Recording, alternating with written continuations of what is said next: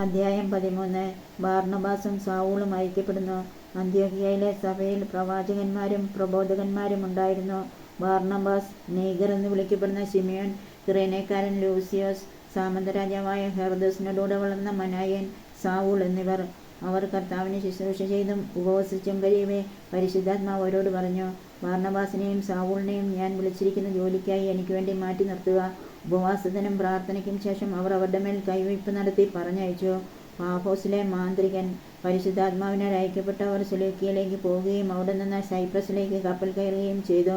സലാമിസിലെത്തിയപ്പോൾ അവർ യഹൂദരുടെ സിനഗോഗുകളിൽ ദൈവവചനം പ്രസംഗിച്ചു. അവരെ സഹായിക്കാൻ യോഹന്നാനും ഉണ്ടായിരുന്നു. അവർ ദ്വീപ് മുഴുവൻ ചുറ്റിസഞ്ചരിച്ച് പാഫോസിലെത്തിയപ്പോൾ ഒരു മന്ത്രവാദിയെ കണ്ടുമുട്ടി. അവൻ ബറേശു എന്നു പേരുള്ള യഹൂദനായൊരു വ്യാജ പ്രവാചകനായിരുന്നു. ഉപസ്ഥാനപതിയും ബുദ്ധിമാനുമായ സെർജിയൂസ് പൗലുസിന്റെ ഒരു സദസ്യനായിരുന്നു അവൻ. ഈ ഉപസ്ഥാനപതി ദൈവവചനം ശ്രവിക്കാൻ താല്പര്യപ്പെട്ട ബാർന്നബാസിനെയും സാവൂളിനെയും വിളിപ്പിച്ചു. എന്നാൽ മാന്ത്രികനായ എലിമാസ്, മാന്ത്രികൻ എന്നാണ് ഈ വാക്കിന്റെ അർത്ഥം, വിശ്വാസത്തിൽ നിന്ന് ഉപസ്ഥാനപതിയെ വ്യതിചലിപ്പിക്കാൻ ശ്രമിച്ചുകൊണ്ട് അവരെ തടഞ്ഞു. പൗലോസെന്നുകൂടി പേരുണ്ടായിരുന്ന സാവൂളാകട്ടെ പരിശുദ്ധാത്മാവിനാൽ നിറഞ്ഞ് അവന്റെ നേരെ സൂക്ഷിച്ചു നോക്കി പറഞ്ഞു, സാത്താന്റെ സന്താനമേ, സകല നീതിക്കും എതിരായവനെ, ദുഷ്ടതയും വഞ്ചനയും നിറഞ്ഞവനെ, ദൈവത്തിന്റെ നേർവഴികൾ ദുഷിപ്പിക്കുന്നതിൽ നിന്ന് വിരമിക്കയില്ലേ?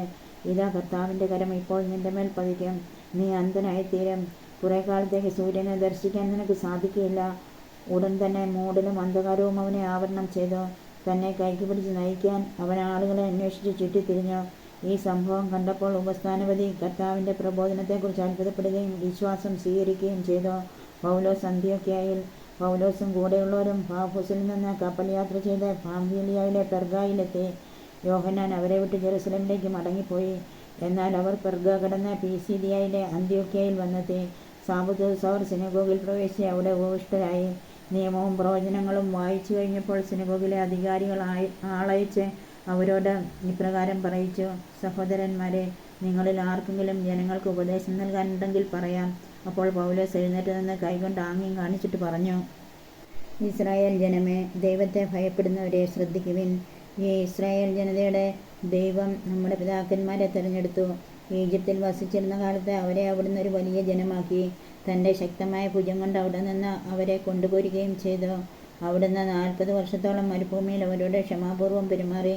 കാനാൻ ദേശത്ത് വെച്ച് 7 ജാതികളെ നശിപ്പിച്ചതിന് ശേഷം അവരുടെ ഭൂമി 450 വർഷത്തോളം ഇസ്രായേൽക്കാർക്ക് അവകാശമായി കൊടുത്തു. അതിനുശേഷം അവിടുന്ന് പ്രവാചകനായ സാമുവേലിന്റെ കാലം വരെ അവർക്ക് ന്യായാധിപന്മാരെ നൽകി. പിന്നീട് അവർ ഒരു രാജാവിന് വേണ്ടി അപേക്ഷിച്ചു. ബെഞ്ചമിൻ ഗോത്രത്തിൽപ്പെട്ട കിഷിന്റെ പുത്രൻ സാവൂളിന് 40 വർഷത്തേക്ക് ദൈവം അവർക്ക് നൽകി.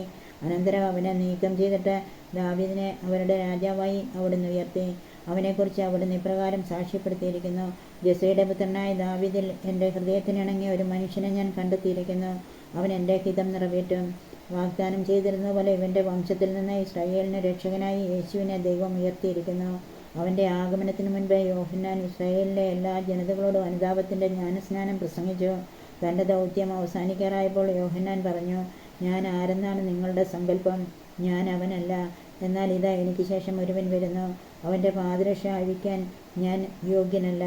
സഹോദരരെ, അബ്രാഹത്തിന്റെ സന്തതികളെ, ദൈവഭയമുള്ളവരെ, നമ്മുടെ അടുത്തേക്ക് ഈ രക്ഷയുടെ വചനം അയക്കപ്പെട്ടിരിക്കുന്നു. ജെറുസലം നിവാസികളും അവരുടെ അധികാരികളും അവനെ അറിയാതെയും എല്ലാ സാപത്തിലും വായിക്കുന്ന പ്രവചന വചനങ്ങൾ ഗ്രഹിക്കാതെയും അവനെ ശിക്ഷയ്ക്ക് വിധിച്ചുകൊണ്ട് ആ വചനങ്ങൾ പൂർത്തിയാക്കി. മരണശിക്ഷ അർഹിക്കുന്ന ഒരു കുറ്റവും അവനിൽ കാണാതിരുന്നിട്ടും അവനെ വധിക്കാനവർ പീലാത്തോസിനോട് ആവശ്യപ്പെട്ടു. അവനെക്കുറിച്ച് എഴുതപ്പെട്ടിരുന്നതെല്ലാം പൂർത്തിയായപ്പോൾ അവർ അവനെ കുരിശിൽ നിന്ന് താഴെ ഇറക്കി കല്ലറയിൽ സംസ്കരിച്ചു. എന്നാൽ ദൈവം അവനെ മരിച്ചവരിൽ നിന്ന് ഉയർപ്പിച്ചു. അവനോടൊപ്പം ഗലീലയിൽ നിന്ന് ജെറുസലേമിലേക്ക് വന്നവർക്ക് അവൻ പല ദിവസങ്ങളിലും പ്രത്യക്ഷനായി. അവർ ഇപ്പോൾ ജനങ്ങളുടെ മുമ്പിൽ അവന്റെ സാക്ഷികളാണ്. ഞങ്ങൾ നിങ്ങളോട് പ്രസംഗിക്കുന്ന സുവിശേഷം ഇതാണ്.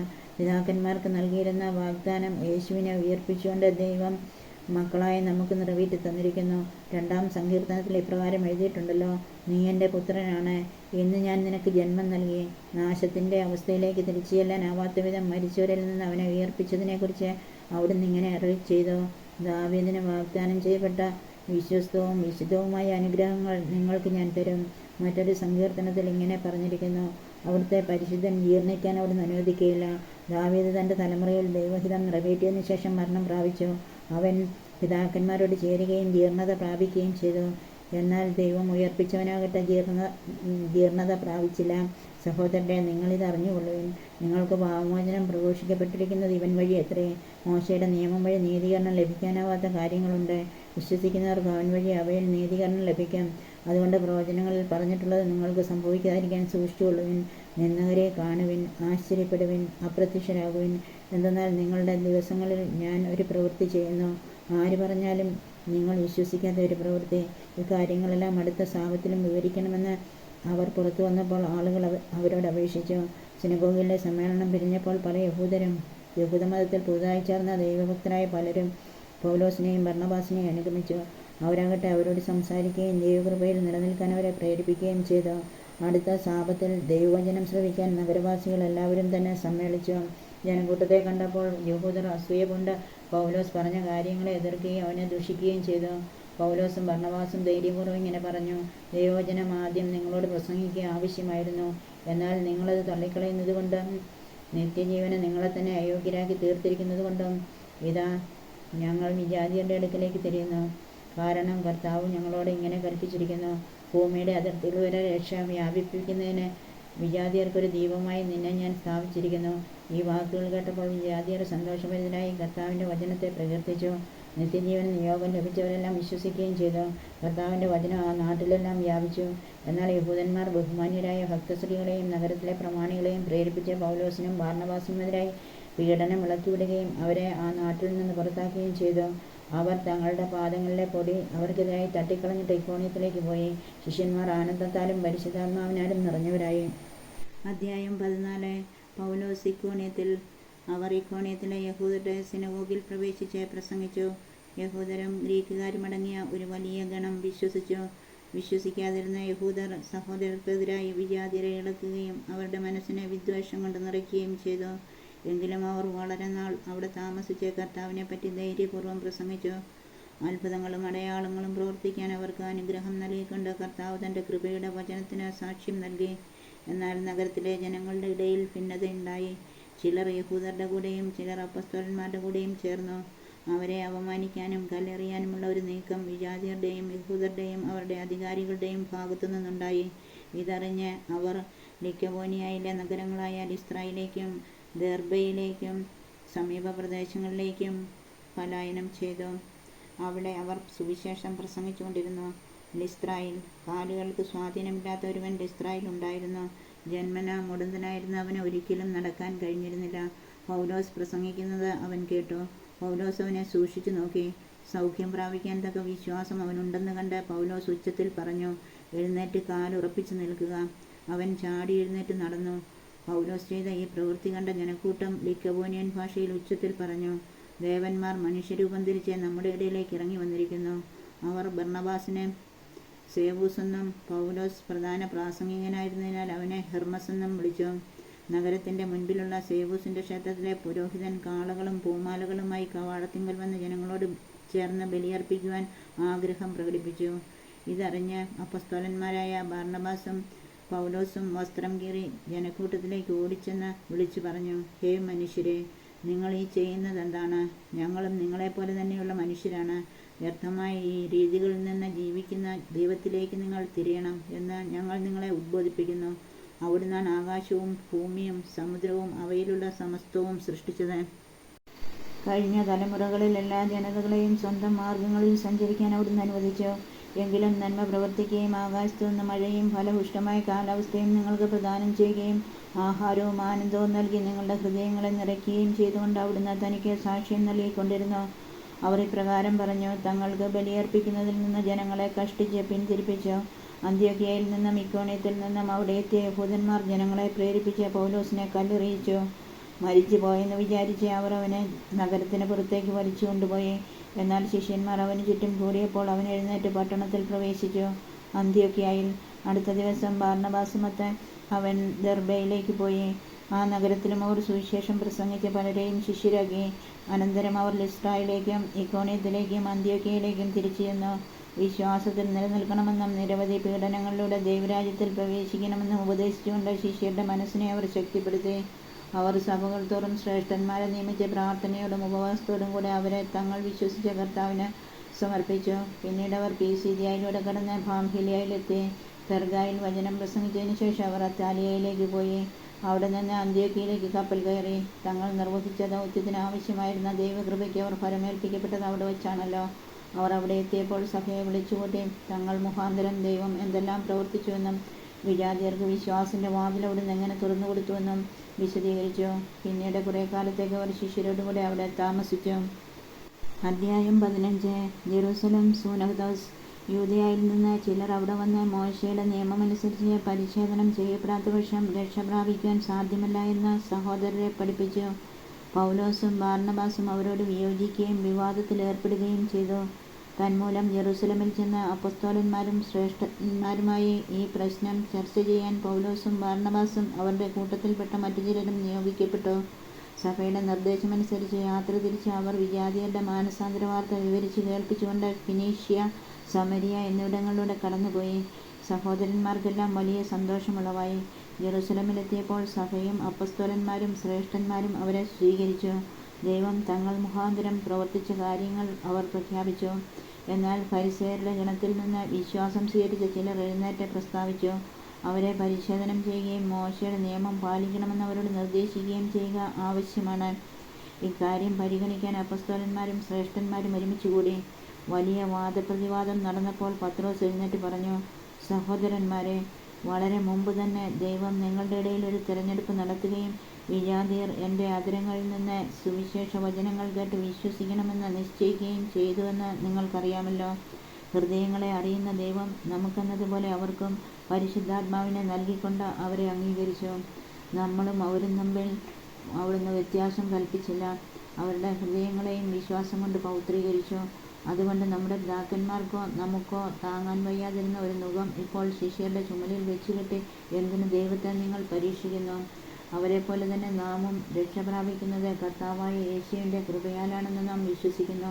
സമൂഹം നിശബ്ദമായിരുന്നു. തങ്ങൾ വഴി വിജാതിയരുടെ ഇടയിൽ ദൈവം പ്രവർത്തിച്ച അത്ഭുതങ്ങളും അടയാളങ്ങളും ബാർന്നബാസും പൗലോസും വിവരിച്ചത് അവർ ശ്രദ്ധാപൂർവം കേട്ടുകൊണ്ടിരുന്നു. അവർ പറഞ്ഞ് അവസാനിപ്പിച്ചപ്പോൾ യാക്കോബ് പറഞ്ഞു, സഹോദരന്മാരെ, ഞാൻ പറയുന്നത് കേൾക്കുവിൻ.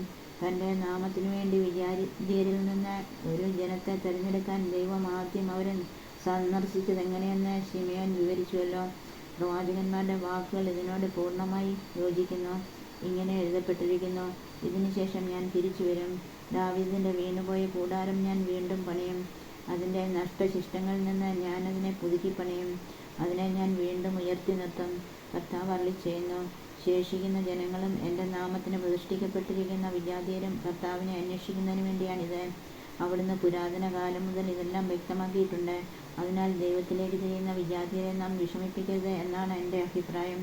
എന്നാൽ അവർ വിഗ്രഹാരാധനയെ സംബന്ധിക്കുന്ന മാലിന്യത്തിൽ നിന്നും വ്യഭിചാരത്തിൽ നിന്നും കഴുത്ത് ഞെരിച്ച് കൊല്ലപ്പെട്ടവയിൽ നിന്നും രക്തത്തിൽ നിന്നും അകന്നിരിക്കാൻ അവർ എഴുതണം. എന്നാൽ തലമുറകൾക്ക് മുൻപ് തന്നെ എല്ലാ നഗരങ്ങളിലും മോശയുടെ നിയമം പ്രഘോഷിക്കുന്ന ചിലരുണ്ടായിരുന്നു. എല്ലാ സാപത്തിലും സിനഗോഗുകളിലത് വായിക്കുകയും ചെയ്യുന്നുണ്ട്. സൂനഹദോസ് തീരുമാനം. തങ്ങളിൽ നിന്ന് ചിലരെ തിരഞ്ഞെടുത്ത് ബാർന്നബാസിനോടും പൗലോസിനോടും ഒപ്പം അന്ത്യോക്യയിലേക്ക് അയക്കുന്നത് നന്നായിരിക്കുമെന്ന് അപ്പൊസ്തലന്മാർക്കും ശ്രേഷ്ഠന്മാർക്കും സഭയ്ക്ക് മുഴുവനും തോന്നി. സഹോദരന്മാരിൽ നേതാക്കന്മാരായിരുന്ന ബാർസബാസ് എന്ന് വിളിക്കുന്ന യൂദാസിനെയും സീലാസിനെയും ഒരു എഴുത്തുമായി അവർ അയച്ചു. എഴുത്ത് ഇപ്രകാരമായിരുന്നു: അപ്പൊസ്തലന്മാരും ശ്രേഷ്ഠന്മാരുമായ സഹോദരന്മാർ, അന്ത്യോക്യയിലെയും സിറിയയിലെയും കിലിക്കിയയിലെയും വിജാതിയരിൽ നിന്നുള്ള സഹോദരായി നിങ്ങൾക്ക് അഭിവാദനം അർപ്പിക്കുന്നു. ഞങ്ങളിൽ ചിലർ പ്രസംഗങ്ങൾ മുഖേന നിങ്ങൾക്ക് മനഃശാഞ്ചല്യം വരുത്തിക്കൊണ്ട് നിങ്ങളെ ബുദ്ധിമുട്ടിച്ചുവെന്ന് ഞങ്ങൾ കേട്ടു. ഞങ്ങൾ അവർക്ക് യാതൊരു നിർദ്ദേശവും നൽകിയിരുന്നില്ല. അതുകൊണ്ട് തിരഞ്ഞെടുക്കപ്പെട്ട ചിലരെ നമ്മുടെ പ്രിയപ്പെട്ട ബാർന്നബാസിനോടും പൗലോസിനോടുമൊപ്പം നിങ്ങളുടെ അടുക്കിലേക്ക് അയക്കുന്നത് നന്നായിരിക്കുമെന്ന് ഞങ്ങൾ ഏകകണ്ഠമായി തീരുമാനിച്ചു. അവർ നമ്മുടെ കർത്താവായ യേശുക്രിസ്തുവിൻ്റെ നാമത്തെ പ്രതി സ്വന്തം ജീവനെപ്പോലും പണയപ്പെടുത്തിയിരിക്കുന്നവരാണല്ലോ. അതുകൊണ്ട് ഞങ്ങൾ യൂദാസിനെയും സീലാസിനെയും അയച്ചിരിക്കുന്നു. ഈ കാര്യങ്ങൾ തന്നെ അവർ നിങ്ങളോട് നേരിട്ട് സംസാരിക്കുന്നതായിരിക്കും. താഴെ പറയുന്ന അത്യാവശ്യ കാര്യങ്ങളെക്കാൾ കൂടുതലായി ഒരു ഭാരവും നിങ്ങളുടെ മേൽ ചുമത്താതിരിക്കുന്നതാണ് നല്ലതെന്ന് പരിശുദ്ധാത്മാവിനും ഞങ്ങൾക്കും തോന്നി. വിഗ്രഹങ്ങൾക്ക് അർപ്പിച്ച വസ്തുക്കൾ, രക്തം, കഴുത്ത് ഞെരിച്ച് കൊല്ലപ്പെട്ടവ, വ്യഭിചാരം എന്നിവയിൽ നിന്ന് നിങ്ങൾ അകന്നിരിക്കണം. ഇവയിൽ നിന്ന് അകന്നിരുന്നാൽ നിങ്ങൾക്ക് നന്ന്. മംഗളാശംസകൾ.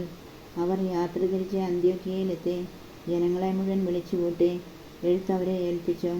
അവർ ആ ഉപദേശം വായിച്ച് സന്തുഷ്ടരായി. പ്രവാചകന്മാർ കൂടിയായിരുന്ന യൂദാസും സീലാസും സഹോദരർക്ക് വളരെ ഉപദേശങ്ങൾ നൽകുകയും അവരെ വിശ്വാസത്തിൽ ശക്തിപ്പെടുത്തുകയും ചെയ്തു. അവർ കുറേ നാൾ അവിടെ ചിലവഴിച്ചു. പിന്നീട് അവരെ അയച്ചവരുടെ അടുക്കിലേക്ക് സഹോദരർ അവരെ സൗഹാർദ്ദപൂർവ്വം യാത്രയാക്കി. എന്നാൽ പൗലോസും ബാർന്നബാസും മറ്റു പലരോടുമൊപ്പം കർത്താവിൻ്റെ വചനം പ്രസംഗിക്കുകയും പഠിപ്പിക്കുകയും ചെയ്തുകൊണ്ട് അന്ത്യോക്യയിൽ താമസിച്ചു. പൗലോസും ബാർന്നബാസും വേർപിരിയുന്നു. കുറേ ദിവസം കഴിഞ്ഞപ്പോൾ പൗലോസ് ബാർന്നബാസിനോട് പറഞ്ഞു, വരൂ, നാം കർത്താവിൻ്റെ വചനം പ്രസംഗിച്ച എല്ലാ നഗരങ്ങളിലും തിരിച്ചു ചെന്ന് സഹോദരരെ സന്ദർശിച്ച് അവർ എങ്ങനെ കഴിയുന്നുവെന്നറിയാം. മർക്കോസ് എന്ന് വിളിക്കപ്പെടുന്ന യോഹന്നാനെ കൂടി കൊണ്ടുപോകാൻ ബാർന്നബാസ് ആഗ്രഹിച്ചു. എന്നാൽ പാംഫിലിയയിൽ വെച്ച് തങ്ങളിൽ നിന്ന് പിരിഞ്ഞു പോവുകയും പിന്നീട് ജോലിയിൽ തങ്ങളോട് ചേരാതിരിക്കുകയും ചെയ്ത ഒരുവനെ കൂടെ കൊണ്ടുപോകാതിരിക്കുകയാണ് നല്ലത് എന്നായിരുന്നു പൗലോസിൻ്റെ പക്ഷം. ശക്തമായ അഭിപ്രായ ഭിന്നത മൂലം അവർ പിരിഞ്ഞു. ബാർന്നബാസ് മർക്കോസിനെയും കൂട്ടി സൈപ്രസിലേക്ക് കപ്പൽ കയറി. പൗലോസ് സീലാസിനെ തിരഞ്ഞെടുത്ത് അവനോടുകൂടെ യാത്ര തിരിച്ചു. സഹോദരരെല്ലാം അവരെ കർത്താവിൻ്റെ കൃപയ്ക്ക് ഫലമേൽപ്പിച്ചു. അവൻ സഭകളെ ശക്തിപ്പെടുത്തിക്കൊണ്ട് സിറിയയിലൂടെയും കിലിക്കിയയിലൂടെയും സഞ്ചരിച്ചു.